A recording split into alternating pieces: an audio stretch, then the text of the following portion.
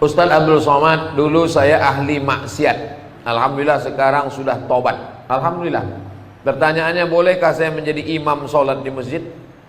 Permisi lu sama pengurus.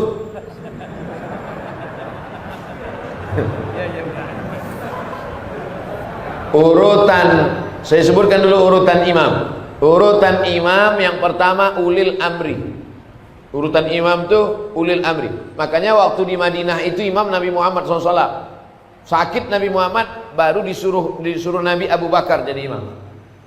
Abu Bakar jadi imam sampai meninggal, baru digantikan Sayyidina Umar. Umar meninggal, digantikan Sayyidina Utsman. Utsman meninggal, digantikan Sayyidina Ali. Pemimpin negeri sekaligus pemimpin sholat. Lalu kemudian imam yang kedua, imam ratib. Imam ratib, imam yang ditunjuk oleh negara. Kalau di Maroko imam itu PNS, ditulis pengumuman penerimaan imam. Kenapa begitu? Maka dia ada fit and proper test, dilatih, ditanya, dites hafalan Qurannya berapa, suaranya macam mana. Kadang kita kalau sholat di pinggir jalan mau pergi jauh, mampir kita di masjid, macam-macam bunyi imam. Wal maghdubi alaihim waladdallin, amin. Bismillahirrahmanirrahim. Ijazah nasrul. Tak ada huruf zal. Pak. Ya, kenapa dia maju jadi imam? Syukur dia maju, Pak. Kalau tak ada dia, tak ada sholat di sini. Tak ada fit and proper test imam. Oleh sebab itu imam yang pertama ulil amri, yang kedua imam ratib, imam yang ditunjuk. Tidak boleh orang maju ke depan. Siapapun yang datang ke Masjid Jami'atut Taqwa ini, datang ustaz dari Jakarta, sorbannya 4 lapis macam ban Vespa, tak boleh dia maju ke depan kalau tidak diizinkan oleh imam ratib. Makanya tadi sebelum sampai kemari saya pesankan Ustaz Iqbal, nanti yang maju ke depan imam ratib aja, imam tetap. Baik. Oleh sebab itu imam ratib kita. Nah, tadi pertanyaannya, orang yang sudah taubat, bolehkah dia jadi imam? At-taibu minadz dzambi kama la dzambalah. Orang yang sudah taubat, dulu sabu-sabu, narkoba, pezina, perampok, garong, semua sudah dia buat. Taubat dia, taubat nasuha, maka dia sudah suci sesuci-sucinya. Innallaha la yaghfiru ayyushraka bihi wa yaghfiru ma duna dzalika liman yasha. Allah tak menerima ampun dosa syirik, adapun dosa selain itu diampunkan Allah Subhanahu wa taala. Illa man taba, orang yang bertaubat, wa amana, beriman, wa amila amalan salihah, beramal soleh. Taubat dia, beriman dia, beramal soleh dia. Yubaddilullahu sayyi'atihim hasanat. Semua dosa-dosanya dulu diampunkan Allah, dijadikan kebaikan. Makanya kita yang jadi makmum, kalau ada imam tobat, tobat bertato dia, bu anting dia, maju dia jadi imam, tak usah kita permasalahkan. Jangan nanti assalamualaikum warahmatullahi wabarakatuh, ini nampaknya tak sah, ini imam ini bertato, antingnya masih berlubang telinganya. Ini nampaknya imam ini mantan funky ini, anak funk ini. Jangan, tak usah permasalahkan lagi, karena dia sudah tobat nasuha. Ada di Jepang itu yakuza. Yakuza itu semua badan ini bertato. Yang tak bertato cuma lubang hidungnya aja. Sampai ke muka-muka ini bertato semuanya. Tobat dia. Tobat imam di Jepang itu. Tetap jadi imam, tak ada dipermasalahkan. Tato tidak menghalangi wudhu masuk ke dalam. Ini tak jadi masalah. Kecuali imam itu berkutek, berarti bencong. Kutek menghalangi wudhu, tak bisa masuk. Adapun tato tak menghalang, tak usah dipermasalahkan. Begitu Pak. Kita lanjutkan. Pak Ustadz, saya mau tanya, apa hukumnya seorang istri yang ditinggal pergi suaminya selama 4 tahun? Berarti suaminya Bang Toib. Selama itu tak ada nafkah lahir batin dan suaminya. Apakah sudah jatuh talak kepada istrinya Pak Ustadz? Ditinggalkan suaminya 1000 tahun, tidak jatuh talak. Mana bisa 1000 tahun?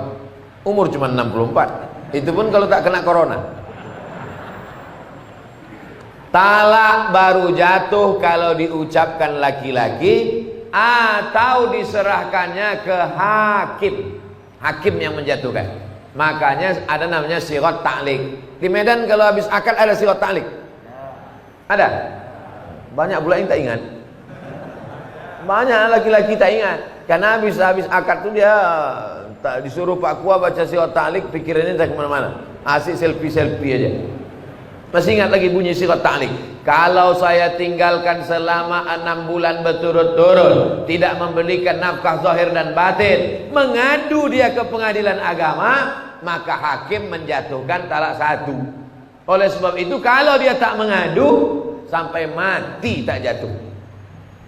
Perempuan mesti mengadu dia ke pengadilan agama. Begitu prosesnya. Ini pertanyaannya, ditinggalnya 4 tahun, selama itu tak ada nafkah zahir batin, apakah jatuh talak? Tak jatuh kalau tidak tak mengadu.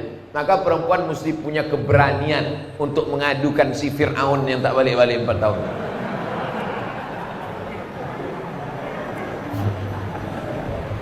Apakah boleh dia menikah lagi dengan laki-laki lain? Lakinya tak balik 4 tahun, lalu diam-diam nikah dia sama laki-laki lain, berarti dia sudah poliandri.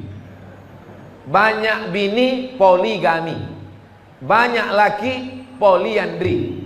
Banyak tempat berobat, poliklinik. Banyak suara, poliponik. Dulu handphone poliponik. Masih ingat lagi? Besar-besar handphone, bisa melempar anjing. Nah, oleh sebab itu makanya kalau dia mau selesai, dia pergi ke pengadilan agama.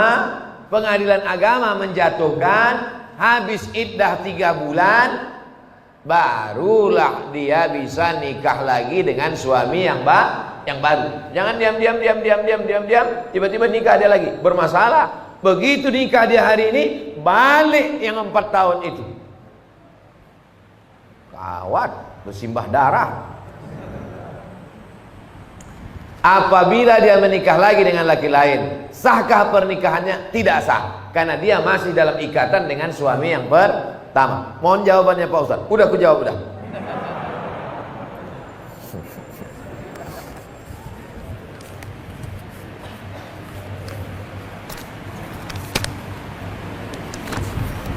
Nama Salmiati, alamat Besilang.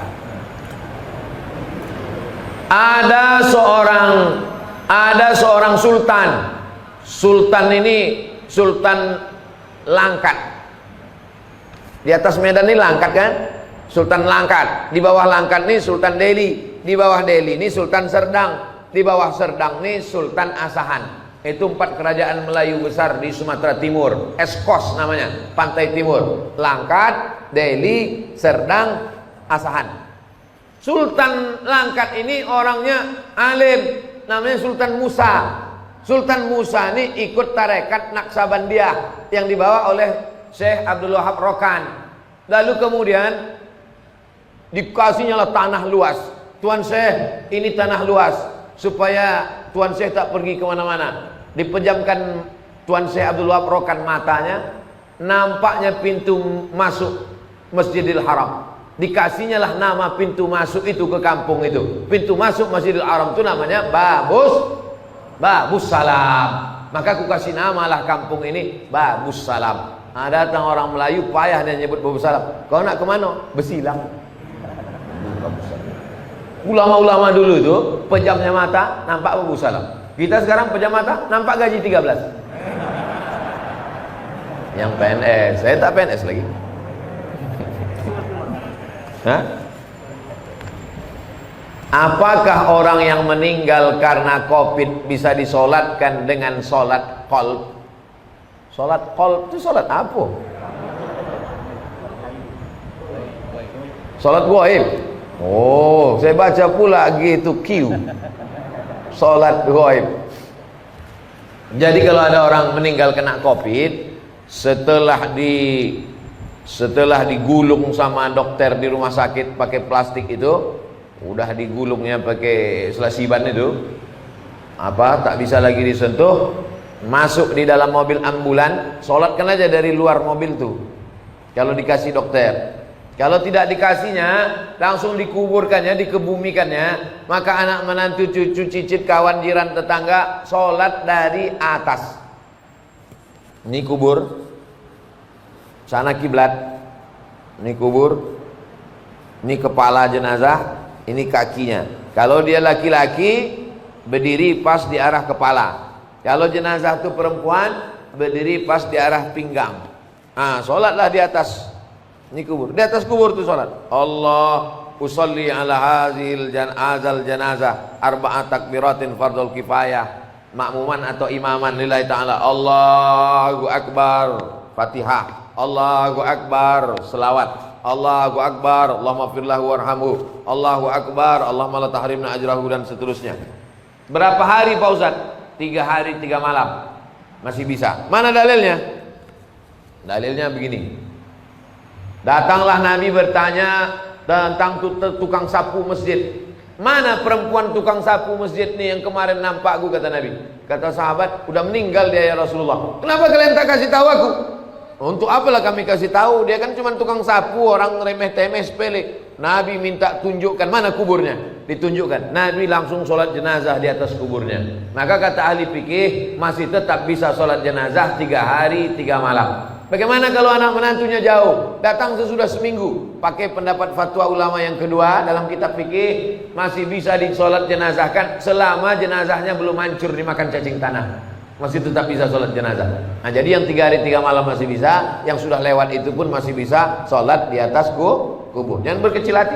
Tapi kalau jenazahnya di Papua, anak menantunya di Medan, naik pesawat 8 jam, rapid test, pas dites positif pula dia. Nauzubillah. Oleh sebab itu maka dia sholat ghaib saja dari Medan. Aku sholat ghaib untuk almarhum Fulan bin Fulan di sana. Jadi dua-dua bisa dilaksanakan. Sholat yang tak ghaib bisa dilaksanakan di atas.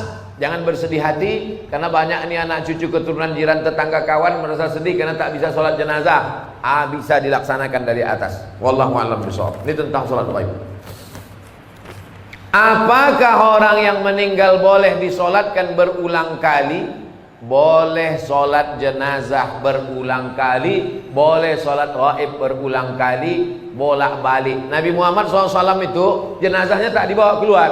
Jenazah Nabi itu di dalam kamar. Kamar itu kecil, maka berganti-gantian sahabat sholat keluar, sholat berkeloter. Yang tak boleh berkali-kali itu menyembelih binatang, tak boleh. Binatang kalau sudah disembelih diangkat pisau, haram hukum.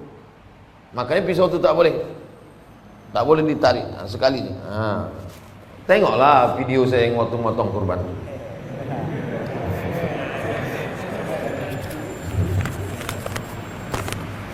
Ustadz, bagaimana kriteria takaran ikhlas dalam menjalankan tugas sebagai ibu dan istri dalam agama Islam? Ibu sebagai ibu, besarkan saja anak-anak ibu itu supaya ibu dapat amal jariah. Mak saya mengandung saya, menyusukan saya, melahirkan saya, meninggal dia. Sekarang saya ceramah hari ini nanti 3 kali, pagi, siang, sore. Macam makan obat ceramah ini. Mengalir pahalanya, lapang kuburnya. Walaupun dia tak pernah mengajar saya sampai S1, S2, S3, tapi dia menyuruh, sekolah kau nak. Dulu kalau pagi duduk depan rumah, lewat anak santri pesantren, apa kata dia? Kau mesti masuk pesantren. Begitu saya ada adiknya yang doktorandus, tamat dari YIN, kau nanti mesti doktorandus. Begitu dia tahu ada orang sekolah di Makkah, kau nanti mesti sekolah ke Arab. Nah, jadi ibu kasih motivasi, serahkan pada Allah Ta'ala, mengalir pahalanya. Itu sebagai ibu. Ibu besarkan saja anak-anak itu lillahi ta'ala, maka dia pun akan menjadi anak soleh solehah, mengalir pahalanya. Ummuka, siapa lagi ya Allah? Ya Rasulullah, ummuka. Siapa lagi ya Rasulullah? Ummuka. Itu hebatnya ibu-ibu. Maka ibu, saya yakin dan percaya, ibu-ibu mengandung itu adalah ikhlas. Belum ada lagi saya baca berita ibu-ibu menuntut ke suaminya minta bayaran per hari mengandung sekian. Belum ada. Itu menunjukkan dia ikhlas karena Allah SWT melahirkan meregang nyawa, menyusukan 2 tahun lamanya, mendidik anak. Man ala thalatha banatin, siapa yang membesarkan anak 3 orang anak perempuan, fa'addabahunna, dididiknya dengan baik, wa zawwajahunna, dinikahkannya dengan orang baik-baik, wa ahsana ilaihinna, dia buat baik sampai mati, falahul jannah, surgalah baginya. Insyaallah ibu-ibu yang hadir nih semuanya ibu-ibu yang ikhlas membesarkan anak-anak, insyaallah. Amin ya rabbal alamin. Standar ikhlas itu apa Pak Ustaz? Ikhlas itu tak ada yang tahu kecuali hanya ibu dengan Allah saja. Bapak pun tak tahu, malaikat pun tak tahu, apalagi saya tak tahu. Yang tahu itu hanya ibu dan Allah Subhanahu wa taala. Sama macam ceramah ini. Siapa yang tahu Ustaz Abdul Somad ini ikhlas atau tak ikhlas? Tak ada yang tahu. Saya hanya berusaha ikhlas. Makanya di antara doa, Allahumma ja'alna minal mukhlasin. Jadikan kami orang yang diikhlaskan, bukan orang ikhlas. Kalau orang ikhlas itu mukhlisin. Kita ini selalu ingin jadi mukhlasin. Mukhlis orang ikhlas, mukhlas orang yang diikhlaskan, dijadikan ikhlas.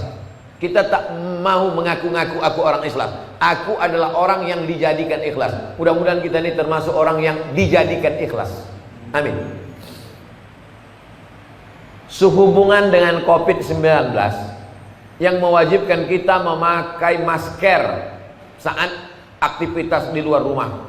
Apa hukumnya jika kita sholat pakai masker?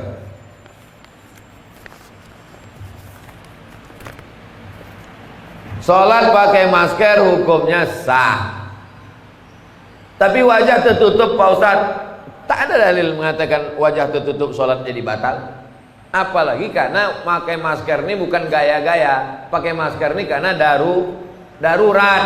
Ad-darurat tubihul mahzurat. Darurat, emergensi, membolehkan sesuatu yang tak boleh. Andai tak boleh menutup wajah ini, tetap boleh karena darurat. Hidung tak menempel Pak Ustaz. Hidung menempel ke lantai bukan rukun, bukan syarat, bukan wajib.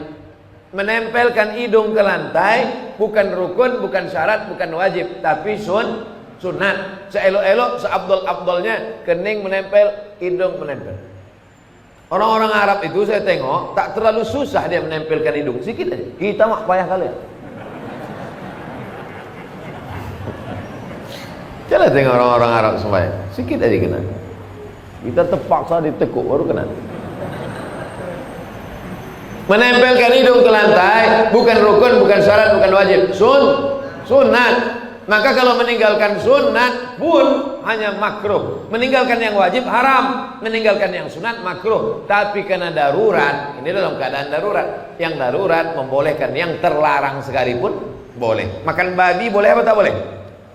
Tak boleh. Kalau darurat boleh. Kenapa kau makan? Darurat.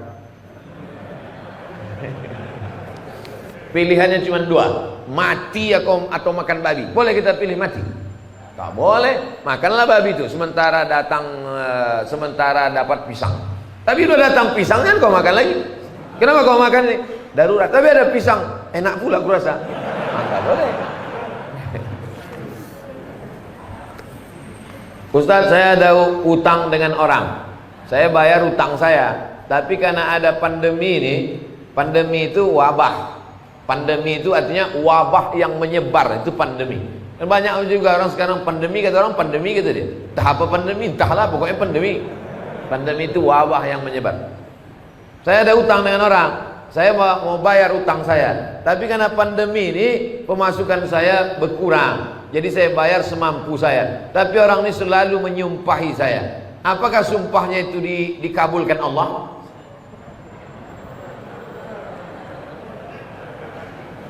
Utangnya ada tiga Pak Ibu, utangnya ada tiga. Yang pertama, ya ayyuhal Al-Baqarah 282. Ya ayyuhalladzina amanu, wahai orang beriman, idza tadayantum bidainin, kalau kau menjalin transaksi utang piutang, ila ajalin musamma, sampai batas tertentu, faktubuh, tulis. Ini jenis utang yang pertama, on time, tepat waktu. Kapan kau bayar? 1 Januari. Tahun berapa? 1 Januari. Tahun berapa? 2020 apa 2021? Tulis. Wastashhidu syahidaini min rijalikum. Ada 2 orang laki-laki jadi saksi. Illam yakuna rajulaini, kalau tak ada 2 orang laki-laki, farajulun, 1 orang laki-laki, wa imra'atani, 2 orang perempuan. Begitu tegasnya. Ayat paling panjang dalam Al-Qur'an, Al-Baqarah 282 tentang utang. Ini jenis yang pertama, on time.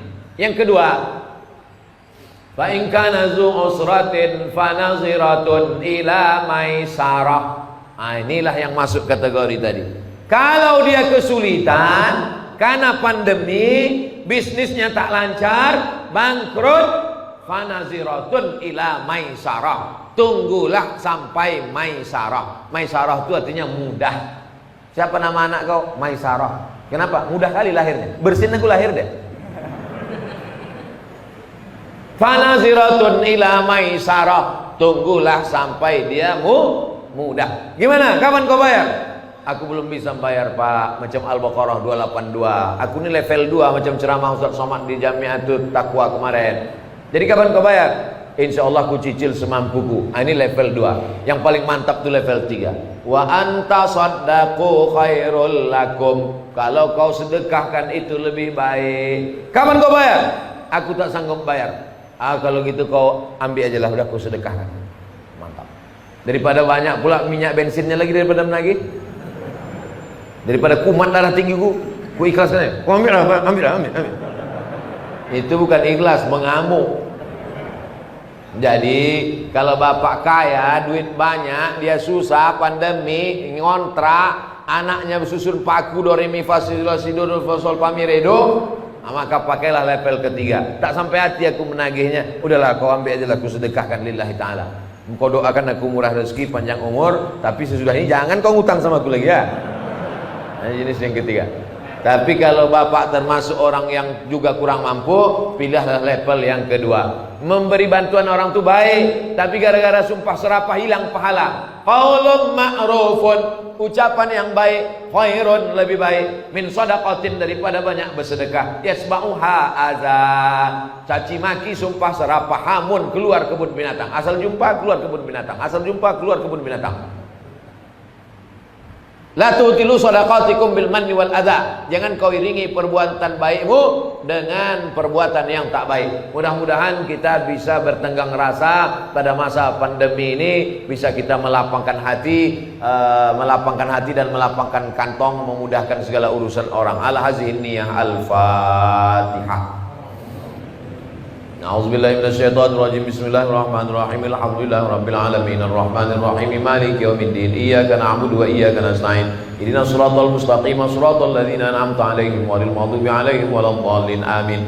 Allahumma inna nas'aluka salamatan fid din wa afiatan fil jasad wa ziyadatan fil ilmi wa barakatan fil rizq wa taubatan qablal maut wa rahmatan 'indal maut wa maghfiratan ba'dal maut. Allahumma hawwin 'alaina fi sakaratil maut wan najata minan nari wal 'afwa 'indal hisab. La tada' lana fi maqamina hadza dzamban illa ghafarta. Keluar kami dari majelis ini, dosa-dosa kami diangkat, diampuni ya Allah. Wala dainan illa qadaita. Saudara kami yang masih dililit utang, bantulah dia lepas dari hutang piutangnya ya Allah. Wala maridun illa syafaita. Saudara kami yang sakit, terbaring di rumah sakit, maka sembuhkanlah, berikan kesembuhan untuk selamanya ya Allah. Wala mayitan illa rahimta. Yang sudah meninggal dunia, lapangkan kuburnya, terangkan alam barzahnya ya Allah. Rabbana atina fid dunya hasanah wa fil akhirati hasanah wa qina adzabannar. Wa sallallahu ala sayyidina wa maulana Muhammadin wa ala alihi wa sahbihi wa sallam. Walhamdulillahi rabbil alamin. Taqabbalallahu minkum minna wa minkum taqabbal ya karim. Terima kasih segala perhatian. Mohon maaf segala kesilapan. Jangan lupa salat sunat isyraq 2 rakaat. Usolli sunnatal isyraq raka'ataini lillahi ta'ala. Wassalamualaikum warahmatullahi wabarakatuh.